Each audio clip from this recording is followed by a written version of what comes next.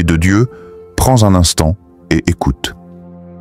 Tu n'es pas ici par hasard. Ce n'est pas un simple défilement dans ton fil d'actualité. Il y a des milliards de vidéos, et pourtant tes yeux se posent sur celle-ci. Comprends bien. Ce moment est une rencontre divine, pas un hasard numérique. Ce que tu vas entendre n'est pas du divertissement, ce n'est pas une parole parmi tant d'autres. C'est un rappel venu directement du ciel, un écho du trône de Dieu qui traverse ton quotidien pour te réveiller. Depuis trop longtemps, l'ennemi a cherché à t'endormir avec le bruit de ce monde, la recherche d'approbation, la course à l'argent, les distractions sans fin. Il a tout fait pour que tu oublies pourquoi tu respires encore. Mais aujourd'hui, le voile se déchire. Le ciel vient briser ce silence.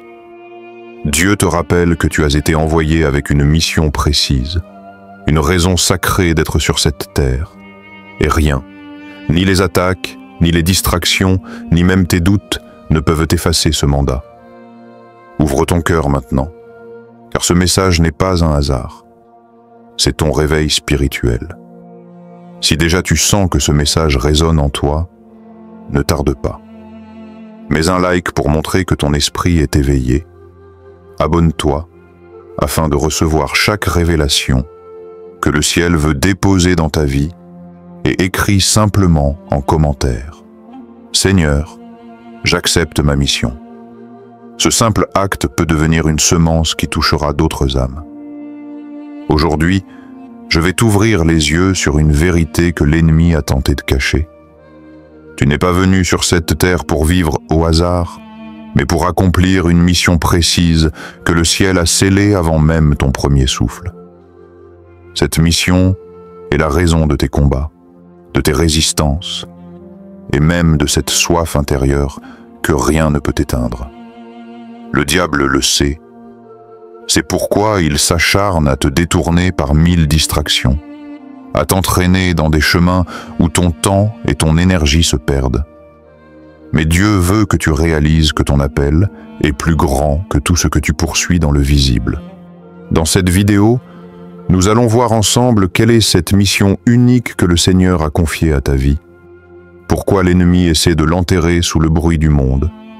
Et surtout, comment tu peux y marcher avec assurance, puissance et clarté.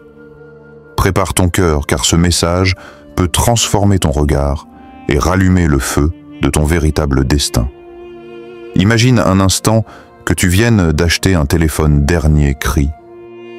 Tu ne l'as pas choisi pour sa couleur ou simplement pour son poids, mais parce qu'il a été conçu pour accomplir une mission précise, te permettre de communiquer, d'envoyer des messages, de rester connecté avec les autres.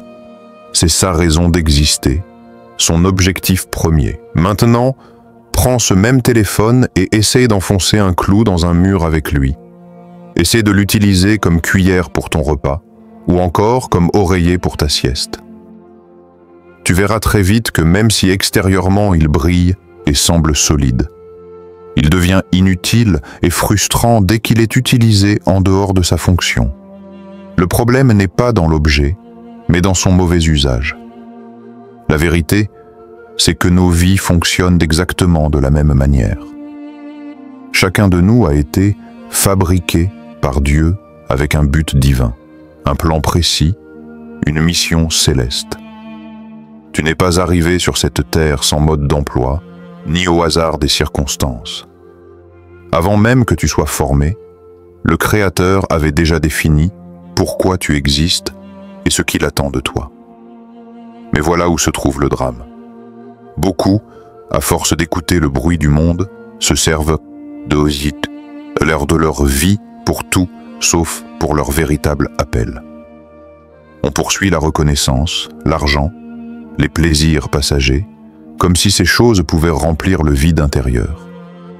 Pourtant, tout comme un téléphone utilisé pour frapper un clou finit par se briser, une vie vécue hors de son appel se fatigue, s'use et finit par perdre sa joie et son sens. Peut-être ressens-tu parfois cette frustration silencieuse. Tu accomplis des choses, tu tentes d'avancer, mais ton cœur reste vide, comme s'il manquait une pièce essentielle. Ce n'est pas parce que tu es incapable, ni parce que tu n'as pas de valeur. C'est simplement parce que tu es utilisé en dehors de ton design divin. Et le plus grand danger, c'est de s'habituer à ce décalage, de croire que c'est normal de vivre éteint, alors que ton âme sait qu'elle a été créée pour brûler d'un feu bien plus grand. Dieu ne t'a pas formé pour errer sans direction, ni pour collectionner des expériences qui te laissent vide. Il t'a créé pour accomplir un appel précis, et c'est seulement dans ce cadre que tu trouveras la paix, la clarté et la puissance qui te manquent. Comme le téléphone retrouve sa valeur lorsqu'il sert à communiquer, ta vie retrouve son sens lorsque tu marches dans ton appel. C'est la clé de ton équilibre, de ta joie et de ta véritable destinée. Avant même que tu ouvres les yeux pour la première fois, Dieu connaissait déjà ton nom, ton visage et surtout la mission qu'il allait confier à ta vie. Rien n'est accidentel dans ton existence. Ta venue sur cette terre n'est pas le fruit du hasard ou d'une suite d'événements aléatoires. La parole le dit clairement dans Jérémie 1,5. « Avant que je t'eusse formé dans le ventre de ta mère, je te connaissais, et avant que tu fusses sorti de son sein, je t'avais consacré, je t'avais établi prophète des nations. » C'est une déclaration puissante. Avant même que ton histoire commence, ton appel existait déjà dans le cœur de Dieu. Cela signifie que tes talents, ton tempérament, ton parcours, même tes cicatrices ne sont pas un assemblage confus, mais une préparation divine. Chaque battement de ton cœur est la preuve vivante que tu as encore une mission à accomplir. Si tu respires aujourd'hui, c'est que ton assignement n'est pas encore terminé.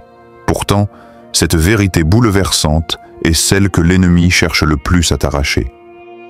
Parce qu'il sait qu'il ne peut pas détruire ce que Dieu a écrit. Il essaie par tous les moyens de te détourner, de t'épuiser ou de t'endormir. Et son arme la plus subtile n'est pas toujours la tentation évidente ou la chute spectaculaire, mais la distraction. La distraction est bien plus dangereuse que l'échec. Pourquoi ? Parce que l'échec, aussi douloureux soit-il, peut te réveiller, t'apprendre, te pousser à te relever. Mais la distraction, elle, ne fait pas de bruit. Elle ne crie pas, elle ne t'arrête pas brutalement.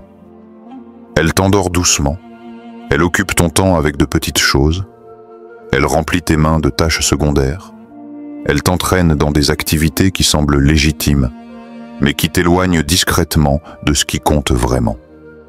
C'est ainsi que des années peuvent en repasser sans que tu aies jamais touché le cœur de ton appel.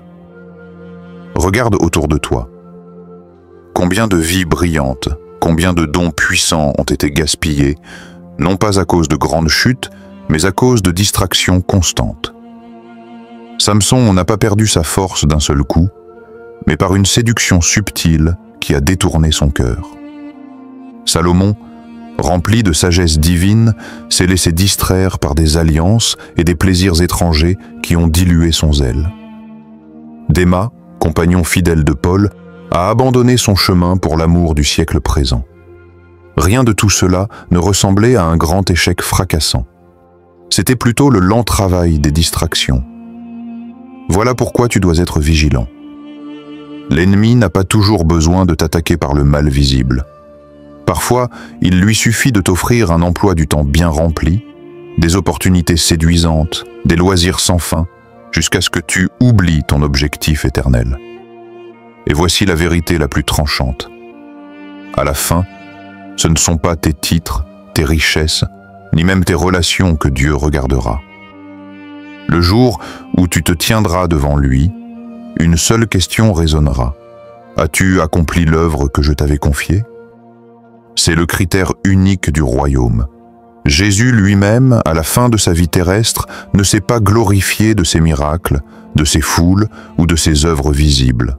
Dans Jean 17,4, il a simplement dit « J'ai glorifié ton nom sur la terre, j'ai achevé l'œuvre que tu m'as donnée à faire. » Voilà la véritable mesure du succès, non pas l'applaudissement des hommes, mais l'obéissance totale à ton appel.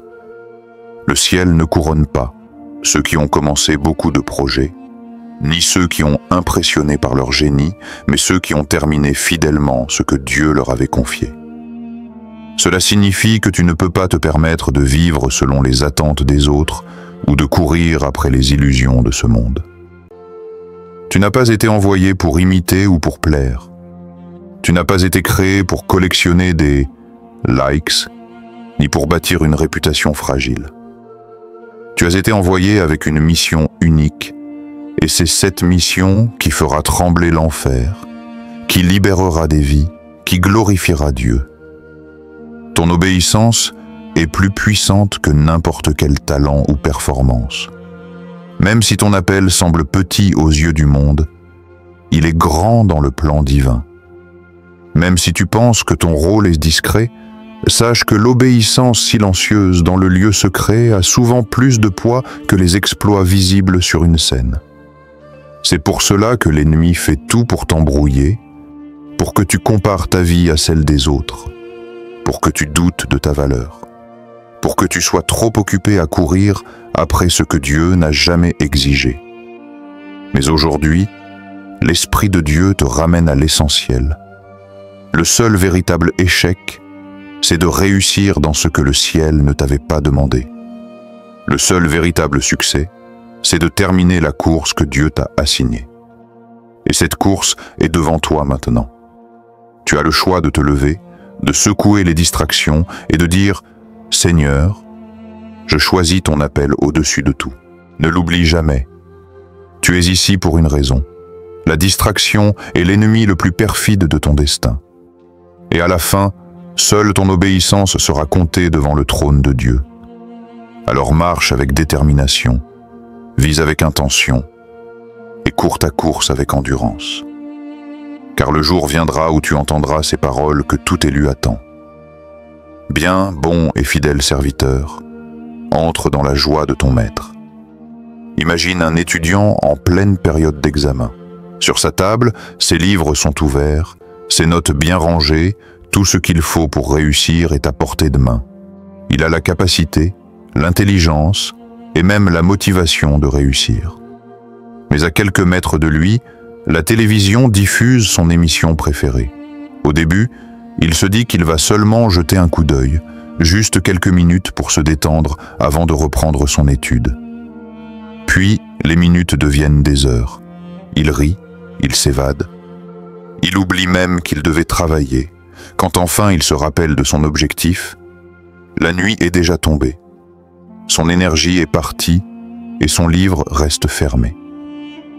Le lendemain, il se retrouve face à son examen, incapable de répondre aux questions pourtant à sa portée.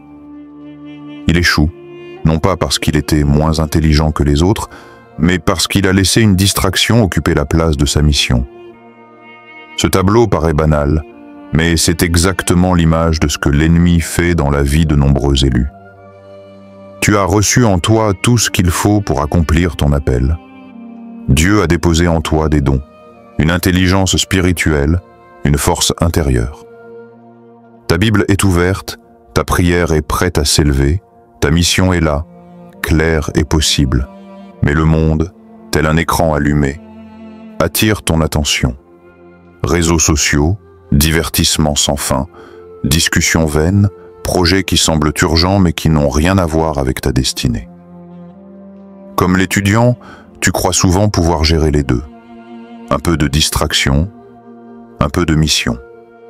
Mais petit à petit, la distraction gagne du terrain. Elle ronge ton temps, elle consume ton énergie. Et quand vient le moment d'accomplir ce pour quoi tu es né, tu te rends compte que tu n'as plus la force ni le temps nécessaire. C'est ainsi que beaucoup passent à côté de leur destinée, non par manque de dons, mais par manque de concentration. Le danger n'est pas toujours dans les grandes chutes visibles, mais dans les petites fuites invisibles du quotidien. Et la leçon est claire. Chaque instant donné à la distraction est un instant volé à ton appel.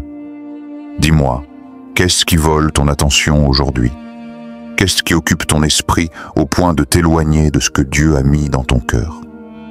Peut-être est-ce ton téléphone qui t'absorbe pendant des heures. Peut-être ce sont des relations qui ne t'apportent rien pour ton appel. ou encore la peur du regard des autres qui t'empêche d'avancer. Arrête-toi une seconde et regarde honnêtement ta vie. Ta vie. Combien de temps perds-tu chaque jour dans des choses qui n'ajoutent aucune valeur éternelle? Tu sais que Dieu t'a confié une mission, mais qu'est-ce qui t'empêche de la poursuivre avec tout ton cœur? Est-ce la fatigue, le confort, ou simplement le désir de ne pas être différent des autres? Et maintenant, pose-toi cette question plus profonde. Si tu continues à te laisser distraire, où seras-tu dans 1 an, dans 5 ans, dans 10 ans? Et surtout, que répondras-tu devant Dieu lorsque tu devras rendre compte du temps et des dons qu'il a placés en toi? Rien n'est plus urgent que de discerner ce qui t'écarte de ton appel et de le déposer aux pieds du Seigneur. Alors regarde en toi avec sincérité et demande-toi, suis-je vraiment en train de vivre pour ce que le ciel attend de moi ou pour ce que le monde m'impose? Ne doute jamais que Dieu est déjà à l'œuvre dans ta vie, même si tu te sens faible ou insuffisant. Regarde Moïse. Lorsqu'il a été appelé pour libérer le peuple d'Israël, il se voyait incapable, bafouillé et doutait de ses capacités. Pourtant, Dieu lui a promis « Je serai avec toi » et a équipé sa bouche, sa force et sa sagesse pour accomplir ce qui semblait impossible. Jérémie aussi s'est senti trop jeune et trop fragile pour sa mission prophétique. Mais Dieu lui a assuré que c'est par sa puissance que sa voix serait entendue. Paul, avant de devenir un des plus grands instruments de l'Évangile, a été transformé par la grâce divine, passant de persécuteur à messager passionné de l'amour de Dieu. Ces exemples ne sont pas là pour nous faire rêver, mais pour nous rappeler que ce n'est jamais notre force ou nos talents humains qui comptent en premier. C'est la puissance de Dieu à l'œuvre en nous. Peut-être que tu regardes ta vie et vois tes limites, tes faiblesses, ou ton manque d'expérience. Et c'est exactement là que Dieu veut entrer. Ton manque n'est pas une malédiction, c'est une opportunité pour lui de se glorifier. Chaque incapacité, chaque moment où tu te sens inadapté est une chance pour Dieu de montrer que c'est lui, et lui seul, qui rend la mission possible. Tu n'as pas besoin de tout savoir, ni de tout contrôler, ni d'avoir toutes les ressources. Tout ce dont tu as besoin, c'est de te tenir disponible, de lever la main et de dire « Seigneur, je suis prêt ». L'espérance que je te donne aujourd'hui est celle-ci. Si Dieu t'a appelé, il ne t'abandonnera jamais. Tu n'es pas seul dans cette route. Même quand l'ennemi tente de te décourager, même quand la fatigue ou la peur s'installe, le Créateur du ciel et de la terre est à tes côtés pour te soutenir, t'inspirer et accomplir ce qu'il a commencé en toi. Alors, relève-toi avec courage, car ce que tu crois être tes faiblesses, Dieu peut les transformer en témoignages puissants. Ce que tu crois être des limites, il peut les transformer en tremplin vers la destinée qu'il a préparée pour toi. Marche avec foi, car chaque pas dans l'obéissance est une marche dans la gloire de Dieu. Imagine un roi qui, avant de partir pour une grande guerre, convoque ses serviteurs et leur confie à chacun une mission particulière. À certains, il donne des trésors à protéger, à d'autres, des messages importants à délivrer. Il ne leur demande pas seulement de commencer leur tâche, mais de l'accomplir jusqu'au bout avec diligence et fidélité. Chacun de ces serviteurs représente un appel divin unique, et chaque mission est essentielle au plan du roi. Ceux qui se laissent distraire ou qui abandonnent à mi-chemin ne voient jamais la pleine récompense de leur fidélité, tandis que ceux qui persévèrent en découvrent une gloire qui dépasse leur imagination. Dans notre vie spirituelle, nous sommes ses serviteurs. Dieu nous confie chacun une mission spécifique, un appel qui nous est propre, et il attend de nous que nous marchions avec constance et obéissance.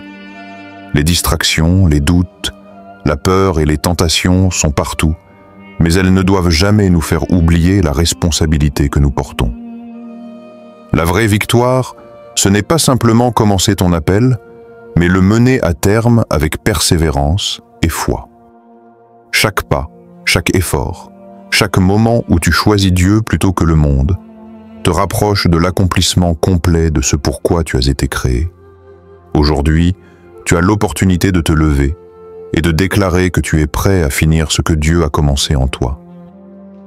Ne laisse pas tes rêves spirituels s'éteindre sous le poids de l'inattention ou de la procrastination. Sois ce serviteur fidèle qui, malgré les obstacles, choisit de rester concentré sur la mission confiée par le roi.